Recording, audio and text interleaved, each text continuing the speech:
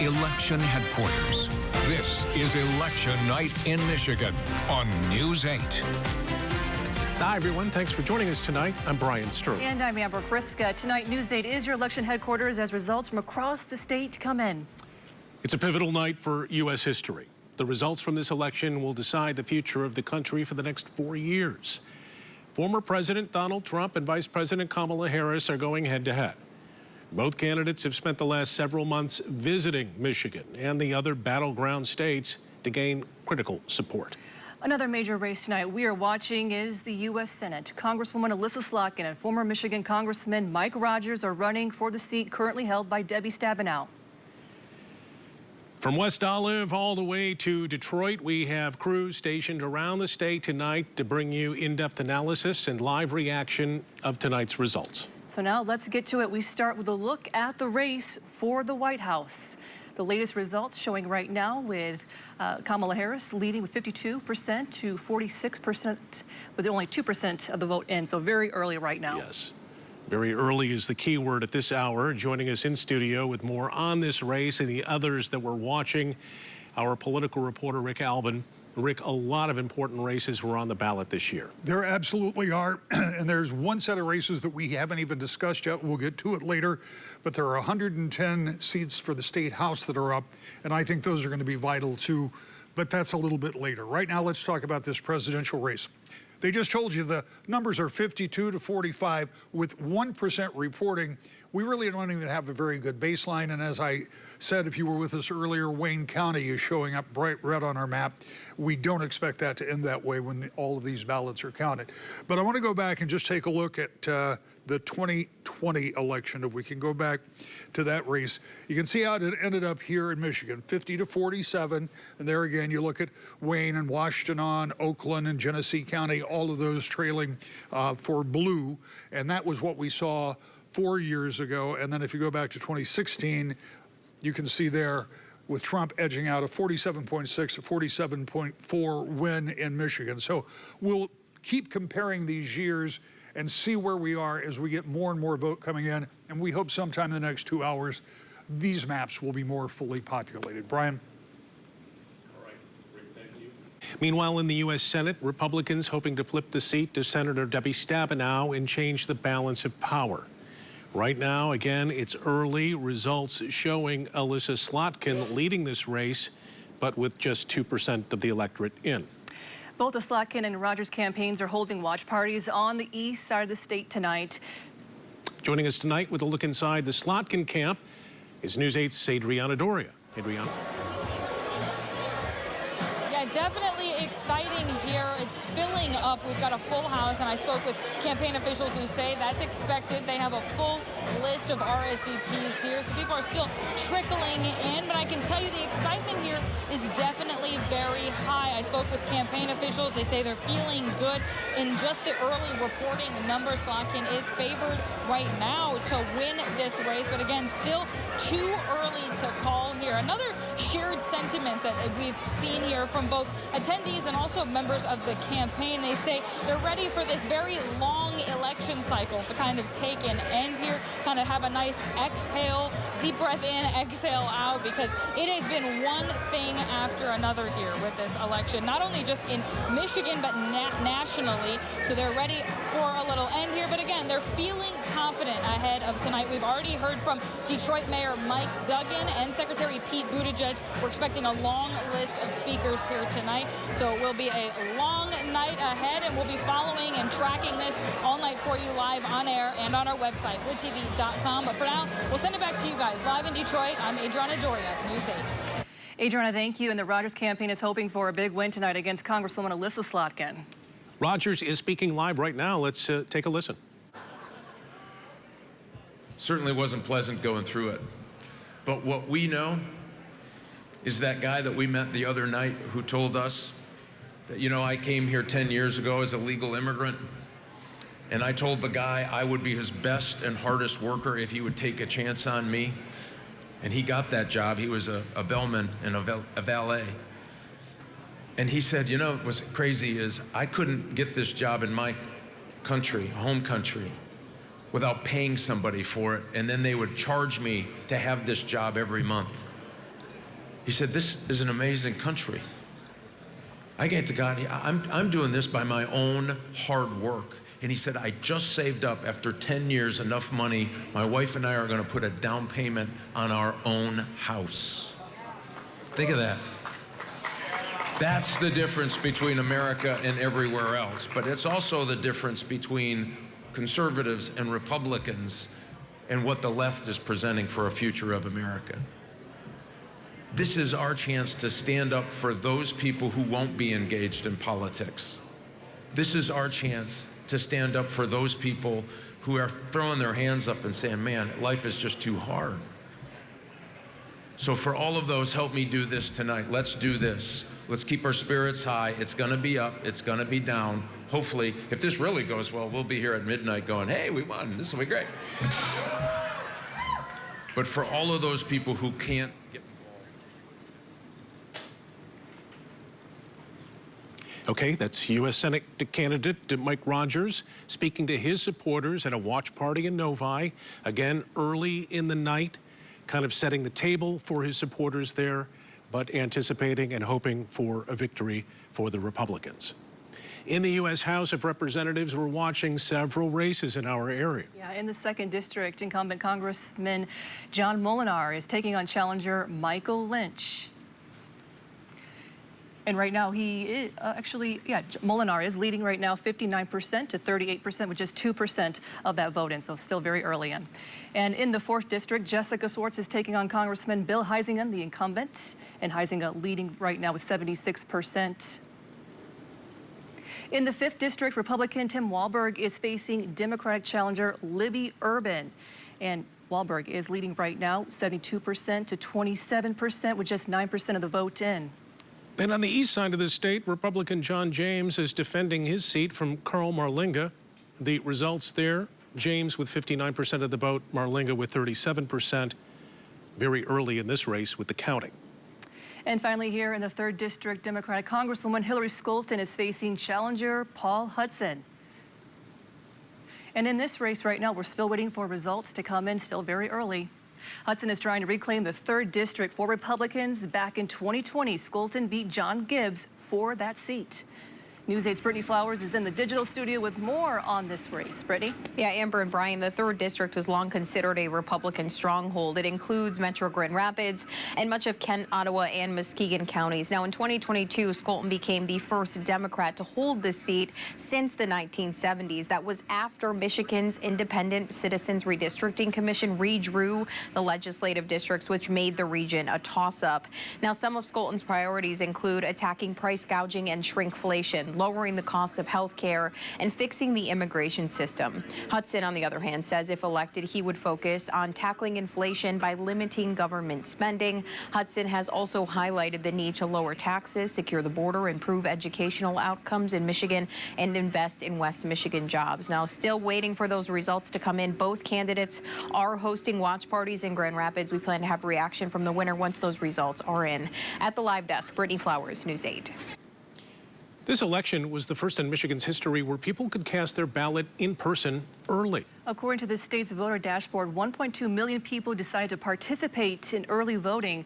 More than 2 million others also participate in absentee voting. Those numbers combined make up about 45% of the state's total active registered voters. And even though polls are now closed, this was the scene at DeVos Place after 8 this evening. More than 100 people were still waiting to cast a ballot. Workers at DeVos Place are helping with same-day voter registration. During early voting, Kent County saw a lot of people participate. There was also a decent amount of folks who requested absentee ballots. Joining us live from the Kent County Clerk's office is News 8's Josh Sanchez.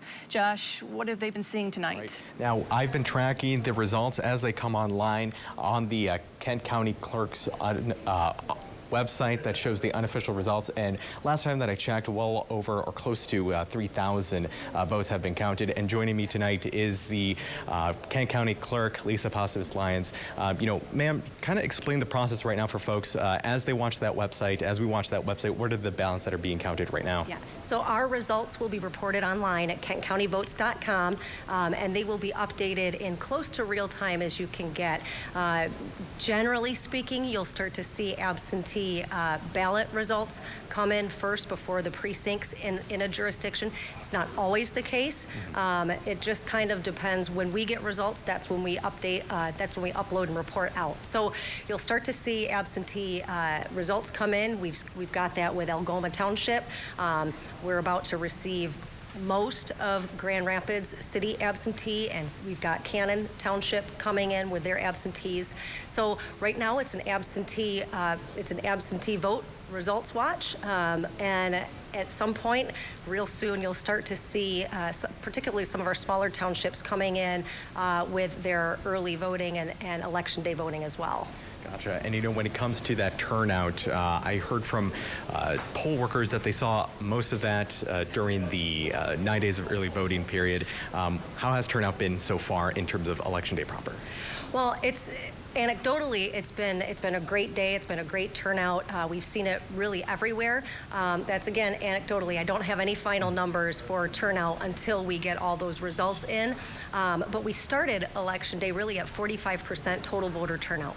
I'm expecting 72, 75% voter turnout when all is said and done. So there were a lot of voters today that were going out and making their voices heard. Gotcha. All right. Well, I really do appreciate your time tonight, especially during a busy night. We'll keep you up to date both on air and online as we continue to watch the results come in here in the Kent County Clerk's office in downtown Grand Rapids. In downtown Grand Rapids, Josh Sanchez, News 8.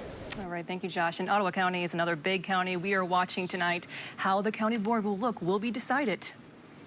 News 8's Byron Tollefson live in West Olive after talking with the county clerk there. Byron.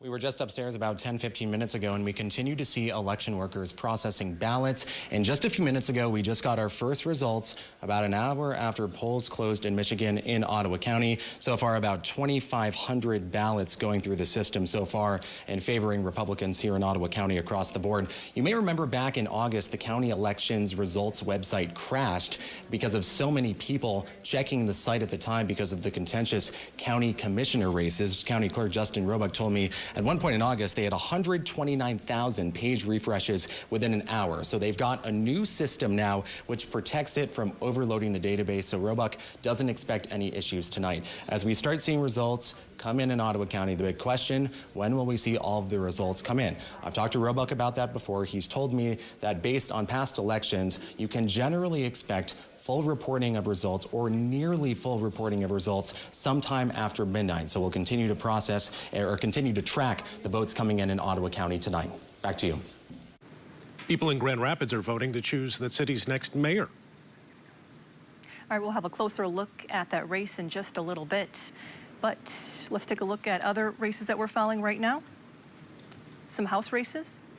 Okay, right now, we're still waiting for some votes here. This is Stephen Wooden versus Jordan Youngquist. We're still waiting for numbers to come in for this race.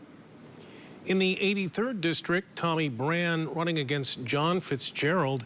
This was a highly competitive race for the State House. Still, again, very early, no results in.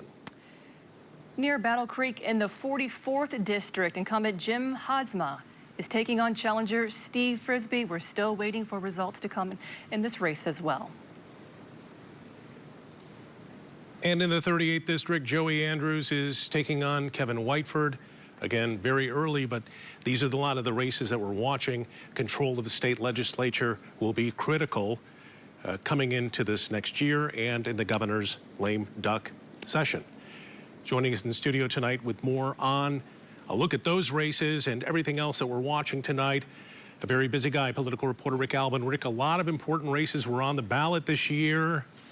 Take it away. Yeah, Ryan, I can't help but emphasize the point you just made about the State House races. There are 110 of them.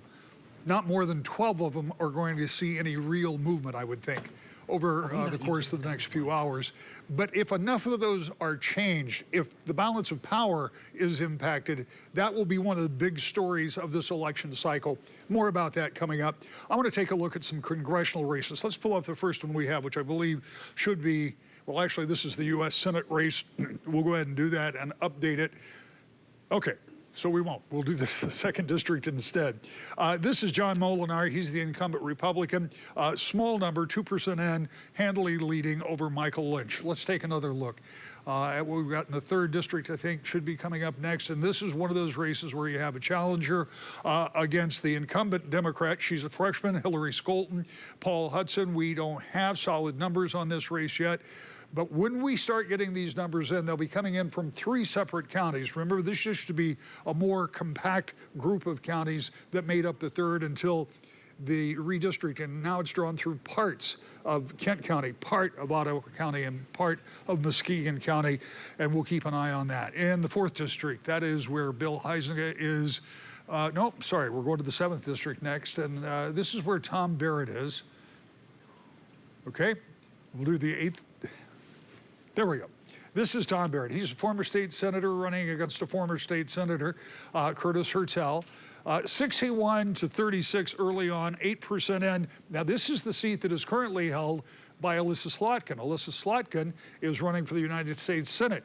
If Barrett ends up winning, that's a pickup for Republicans in the U.S. House. Now, that doesn't mean anything right off the top because there's so many other races out there, another 434 potential changes, but that would be a pickup here in the state of Michigan. Let's go. I'll just let you go to the next one, and that way there we go. This is the 8th District. This is also an open seat. Former state senator Kristen Ruette is the Democrat. This is the old Kildee seat that was held by Dan and Dale Kildee for decades, and right now with 1% in, about a 5% spread, not enough to tell us what's going on in that. In District, here we go. We're going to go to the 10th District. I brought this one up, and here's what.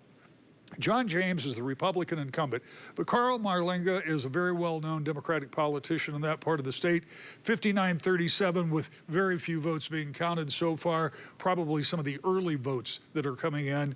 And we'll just keep an eye on this race just because this too, if anything goes, if it switches, that's another change in the actual makeup of the U.S. House. That's why we're keeping an eye on all of those races tonight, even those we don't think there's a great deal of pressure on. Brian?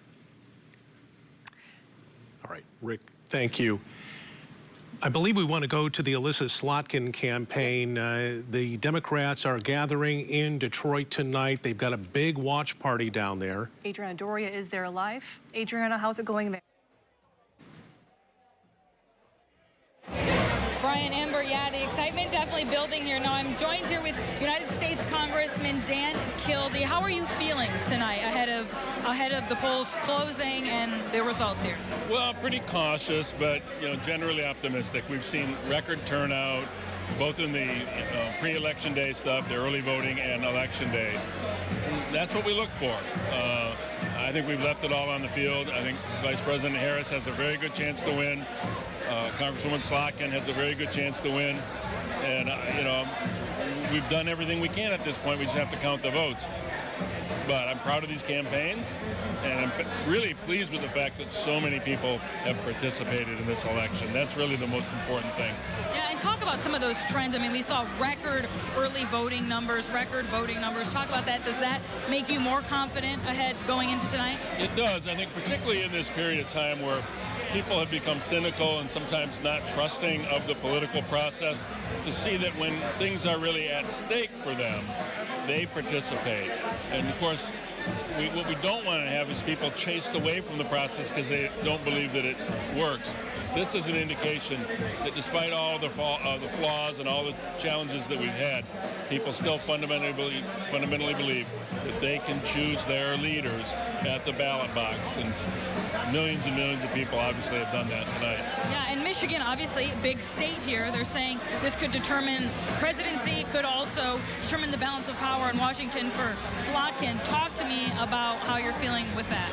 Well, this is why Michigan is so important. We could actually deliver the votes that put Kamala Harris in the White House. That if Alyssa Slotkin wins, it's one piece of the puzzle to have a democratically controlled Senate. And of course, the House of Representatives is up for grabs too. We have contested seats here.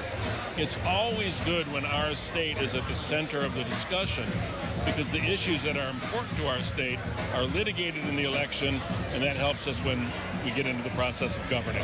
Thank you so much, Congressman. We really appreciate your time. We'll have live coverage for you continuing throughout the evening here at Congresswoman Alyssa Slotkin's watch party. We'll send it back to you live in Detroit. I'm Adriana Doria, News 8. Adriana, thank you. And on the other side, Rogers' campaign is hoping for a big win tonight against Congresswoman Alyssa Slotkin. Let's get to News 8's Megan Bunchman live with the Rogers campaign in Novi tonight. Megan? Brian and Amber, we just had a large round of applause after Fox News, which is on behind us, called the state of Ohio for now the former president, Donald Trump. A lot of applause and excitement in this newsroom, or in this room tonight. Now, this is not just the watch party for the U.S. Senate seat and Mike Rogers' campaign, but also Michigan GOP's general hub tonight. So we've got a lot of people here supporting all candidates all down the line. As for Mike Rogers, as you know, he is running for that open U.S. Senate seat after Debbie Stabenow announced that she was going to retire after serving 24 years on that seat. If Rogers is able to take this seat, although early polling is showing that he is trailing behind, he would be the first Republican to do so in 30 years. Rogers just speaking to this crowd of a couple hundred about 5 minutes ago, saying in the past couple of weeks, Michigan Senate seat has become the most competitive seat across the country, although his competitor, Alyssa Slotkin, outspent him about 6-1. He says that they have been door knocking and canvassing and making sure really people show up and get out on the vote. We did talk to former ambassador and congressman, and of course Michigan GOP chair now, Pete Hoekstra, a little bit earlier tonight. He said that Mike Rogers is needed, specifically with all of his national security background and expertise. He is excited to see Rogers go back to Washington, D.C. and hopefully even helps flip the Senate to the Republican majority. We will keep an eye on what's going on, of course, with the U.S. Senate race and the Michigan GOP 15 Electoral College votes happening here in the Novi Suburban Showplace Center. But right now, I'm Megan Bunchman. I'm live here in Novi. I'm going to send it back to you guys. All right, Megan, thank you. That Slotkin-Rogers race is our spotlight contest tonight in the state of Michigan. Watching nationwide, people are all eyes are on that race. Big one. People in Grand Rapids are voting to choose that city's next mayor. Yeah, let's take a look right now. It is David LeGrand versus Sunita Lanier. Both have strong political backgrounds. We're still waiting for results to come in. But News 8's Kyle Mitchell is live in the newsroom following this race. Kyle? Amber, this will be a very historic race. Picking the next mayor, Rosalind Bliss, has hit the 8-year term limit and will be leaving her post. Sunita Lanier or David LeGrand will lead the city commission during a time of great growth and development in the city. A new amphitheater under construction, along with residential and other developments along the riverfront. David LeGrand has said the economy and jobs have been a priority. In addition to being a state representative, assistant prosecutor, and school board member, he worked to help start several local businesses. Sunita Lanier served on the city council as a 3rd Ward commissioner from 2014 to 2022. She says her focus is on embracing all residents and supporting more business and economic opportunities for people of color. And we'll keep you posted on these results as the latest numbers start coming into the newsroom. Brian? All right, Kyle, thank you. In Ottawa County, 11 commission seats are up for grabs this election, and that could mean a potential shift in power in that county. In January of last year, candidates backed by political action group Ottawa Impact gained a majority on the board, and in their first meeting tried to oust the county administrator and top health officer. From then on, a saga of legal battles. In the primary, several of those Ottawa Impact-backed candidates lost in the primary, meaning that the group no longer has a majority. So let's get to it again very early here, but we are seeing some results trickle in. We'll start in District 1. Danielle Smith against James Berry. Berry winning this race with 5% of the vote in. In District 2, Chris Kleinjans versus Jordan Georgesma. Again, no results coming in on this. We're watching this District 2 race closely. In District 3, Democrat Doug Zylstra is taking on Orlando Estrada. Again, still too early, but these are the races that we're watching. Republican Jacob Bonema currently represents District 4 and is being challenged by Democrat Chris Crothers, still waiting for the numbers to come in for this race. In District 5, John Rabideau is taking on incumbent Joe Moss, the co-founder of Ottawa Impact, still waiting for numbers to come in there. District 6 is currently represented by Ottawa Impact Republican Kendra Wenzel. She is being challenged by Democrat Michelle, still waiting for numbers there as well. As for District 7, Heather Majestic taking on John Teeples. We'll continue watching the results of that. In District 8, Becky Patrick versus Sylvia Rohde. Again, very early, no results in. District 9, same story there. Angela Stanford Butler taking on Philip Kyers. And Josh Bruger is taking on Oliver Champagne. In District 10, keeping an eye on that one. And finally, in District 11, currently represented by Ottawa Impact Republican Alison Miedema. She is being challenged by Keith Cortade there. Still very early, waiting for numbers there. But Ottawa County is another big county we are watching tonight. Well, it is the county we're watching right now, and how the county board will look will be decided. News 8's Byron Tollefson. He has covered all of the drama with Ottawa Impact for months now. He is live in West Olive after speaking with the county clerk there tonight. Byron. Well, there's certainly a lot of races that we're watching right now, but we want to talk to County Clerk Justin Roebuck, who has been watching this throughout the night. Here's Justin right here. Justin, you say that you've seen strong turnout across Ottawa County today. Yeah, absolutely. I mean, I think it's been a relatively smooth day overall, but pretty consistent turnout across most of our precincts. I think we were helped quite a bit by the 42% turnout that we had really at the beginning of the day through early voting and absentee voting. We literally started Election Day with 42% turnout. And that helped alleviate some lines in the precincts and made things go easier and more smoothly for our voters, and that was great. You've talked to me before about how in the past you could expect results to come sometime after midnight, fully reported or nearly fully reported. We saw that results first started trickling in on the website shortly before 9 o'clock. What's the timeline looking right now for full results? Yeah, I think we're encouraged actually by what we're seeing. So as our results are coming back, we are tracking that by GPS. So we physically are tracking the results as they are moving, as they're being brought back by our team. And overall, the initial results that we're seeing right now are from smaller jurisdictions that have wrapped up. So the larger the jurisdiction is, generally the longer that timetable takes, right? Because there's a lot of processes there. I do expect our early voting results to be in very shortly, and that's a large quantity of votes. Vote totals, 33,000 votes that will be coming in very shortly from our team, which is working to generate those results. Is there any indication yet of how turnout will compare in this election to the past election, the past presidential election, or too soon to say right now? I think it's probably a little too soon to say. I mean, we definitely expected turnout in the 70% range, but we'll see where we end up as results continue to come in. Any issues today? Honestly, this has been a really smooth election day, and I credit our amazing team of election workers across Ottawa County and Michigan. I mean, we have some phenomenal people working for us. Our local clerks are doing a great job. And so overall, this has really been a successful day. All right, we appreciate it, Justin, and thank you all for watching. We'll continue to follow everything happening in Ottawa County tonight as far as turnout in the key races. Back to you. All right, Byron Tollefson live out in Ottawa County for us tonight. During early voting, Kent County saw a lot of people participate as well. There was also a decent amount of people who requested absentee ballots. Joining us live from the Kent County Clerk's office is News 8's Josh Sanchez. Josh? Yeah, that's right. Speaking of absentee ballots, according to the clerk's office, when they posted earlier this week, they said that when it comes to absentees that were issued as of the 4th of November, 150,256 were issued, with 128,029 returned. Now, I'm keeping an eye on the website for the county clerk's office that has an unofficial results pouring in, and as I update the website right now, we're about 43,000 ballots, more than 43,000 ballots have already been counted and processed. So it's just the beginning of the night here. We're slowly feeling that anticipation, that ramp up as we start to get more townships and cities start reporting in their totals and bringing in their information down here to the Kent County Clerk's office. So it's just the beginning of the night, and we're most likely going to see the energy continue to ramp up as we get our final totals later.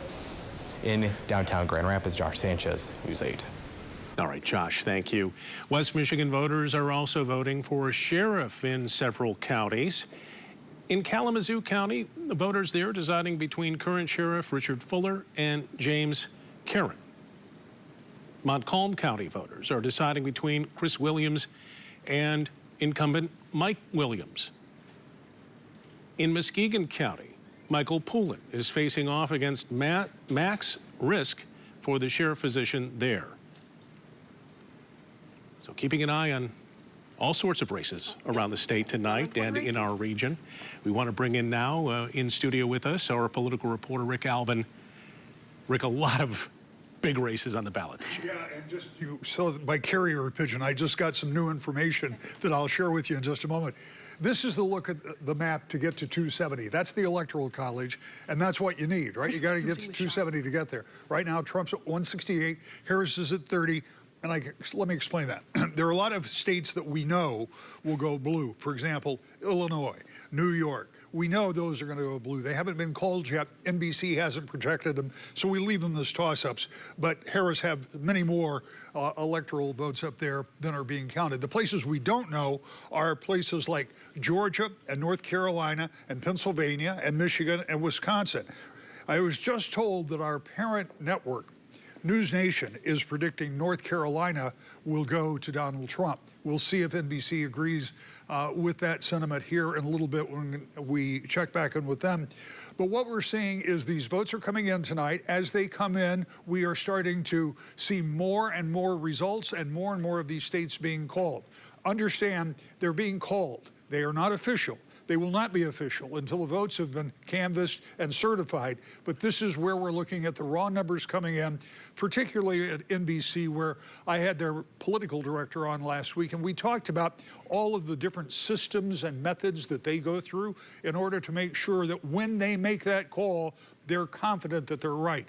If you remember back to 2000, all of the networks got in trouble because they jumped the gun on Florida. It became a really contentious election, and there have been dozens and dozens of refinements and changes made since that to the way that the networks approach this. So when we say that a state has been called, that is a projection, and it is not the final word on the state. Now tonight we know in Georgia, the counting appears to be going well, but not particularly quickly.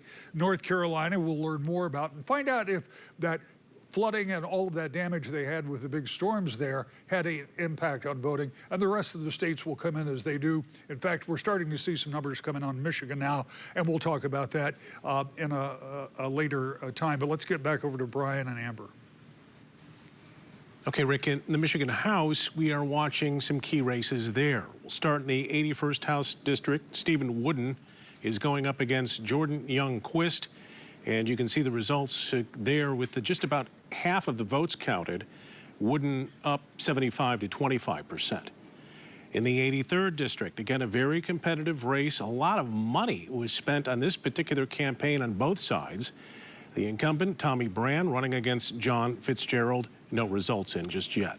And let's take a look at the 44th District. Incumbent Jim Hadsma is taking on challenger Steve Frisbee there. We're still waiting for results to come in for this race.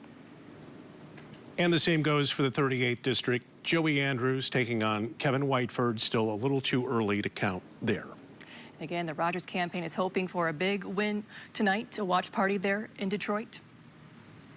Rogers had been speaking earlier. News 8's Megan Bunchman is in Novi for us tonight and has more on the Rogers camp. Megan?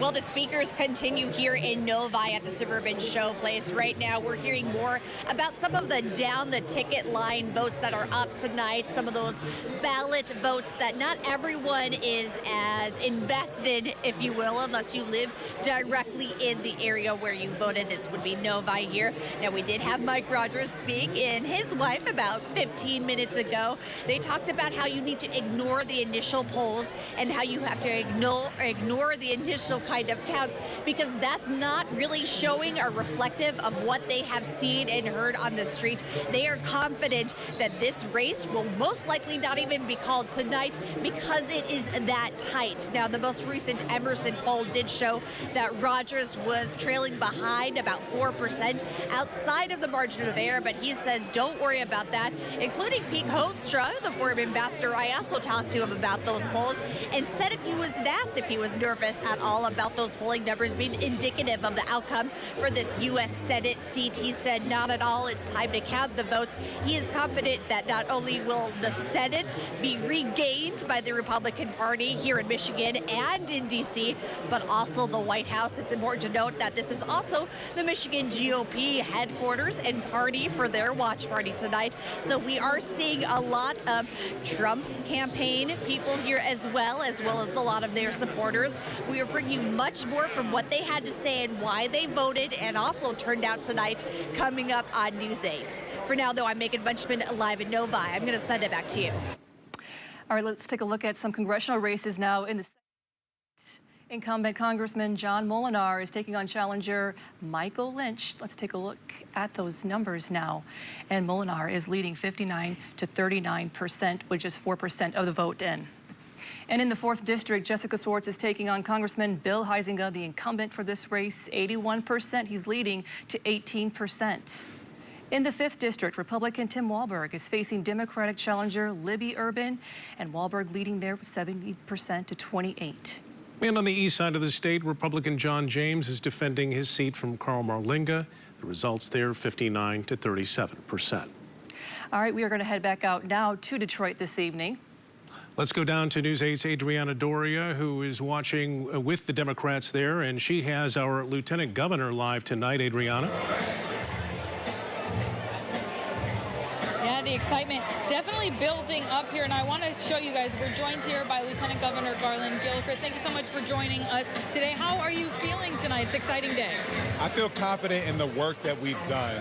Just since Saturday, the Democratic Party team has contacted more than 3 million voters. I mean, more than 2.5 million people have been called on the phone. More than 500,000 people someone's come to their door to talk to them about voting in this election. That kind of movement is what we're going to build for this victory that we are anticipating securing. And now it's in the hands of the voters and those election workers who are doing the work now to tabulate those ballots safely and securely. And I'm confident in both of those groups that we're going to get it done. Yeah, and we've seen record turnout numbers from early voting, regular voting. Are you more confident that with those numbers that we're seeing? Well, we want more people to participate in the democratic process. That's one of the things that Democrats value. We think that everybody should have a voice in our future and be included in our future. So I think that that's a good thing, that more people in Michigan are voted. I hope we have record-breaking turnout in this presidential election, and that turnout goes all the way up and down the ballot. I want to make sure everyone should vote in their Senate race and vote for Elizabeth Lockett. Everyone should vote in the state Supreme Court race and not leave that part of the ballot off because they didn't flip it over. So I think we tried to talk to people about that, and I'm hoping that the returns bear that out.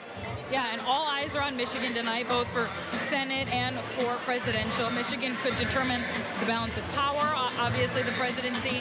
Talk about the importance of Michigan here with everyone watching us. It is important that, and I'm glad the nation and the world recognizes that the values of the people of Michigan are the ones that are going to carry the day and decide this election.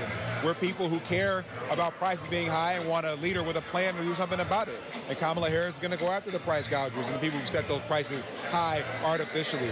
She's going to protect Social Security and Medicare so people can retire with dignity and have money in their pocket. She's going to do that work, and just like our state legislators are doing the work, our members of Congress, our Democrats, are doing the work, like including Hillary Clinton. We're going to send her back. So I think that our values are the ones that resonate with everyone.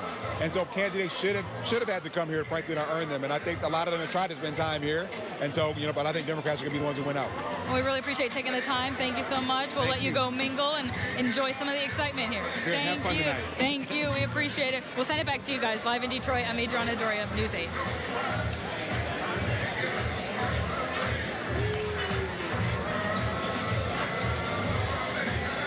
All right, thank you, Adriana. And finally, here in the 3rd District, Democratic Congresswoman Hillary Clinton is facing challenger Paul Hudson. Let's get back to those results to see what the latest results are right now. We can have those, maybe not.